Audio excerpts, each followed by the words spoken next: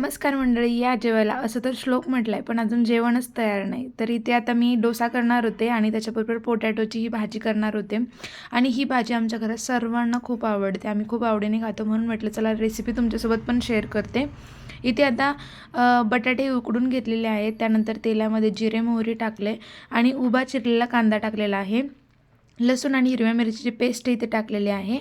हिरवी मिरची कट करून टाकली तरी चालते, पण असं टाकली ना तर चव खूप चांगली लागते. मग कढीपत्ता टाकला आणि हळद टाकली. त्यानंतर हे बटाटे असं त्याच्यावरचं कवर सगळं काढून घेतलं आणि तोपर्यंत इकडे कांदा पण चांगला शिजला होता.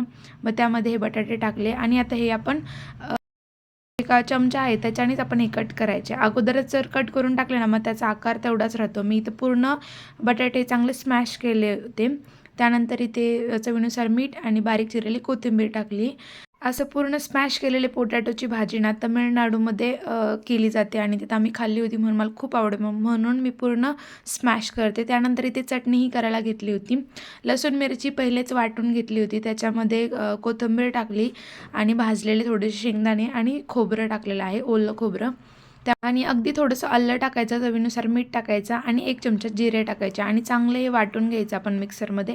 थोडं थोडं पाणी टाकून वाटून घेतल्यानंतर ही असं पेस्ट होते. त्यामध्ये तेलामध्ये मोहरी आणि कढीपत्ता टाकायचा आहे आणि चांगलं आपण मिक्स करून घ्यायचं. एकदम मस्त लागते ही चटणी, नक्की तुम्ही करून बघा. आणि ते डोसा करायला घेतला आहे मी. जशी बटाट्याची भाजी केली होती ना तशी भाजी नक्की तुम्ही एकदा ट्राय करा. एकदम छान लागते, अप्रतिम लागते. आणि डोसा तर बघू शकता एकदम मस्त झाला आहे. याचं बॅटर कसं बनवायचं याचं पण रेसिपी आपल्या चॅनलवर आहे, तर नक्की तुम्ही ट्राय करा.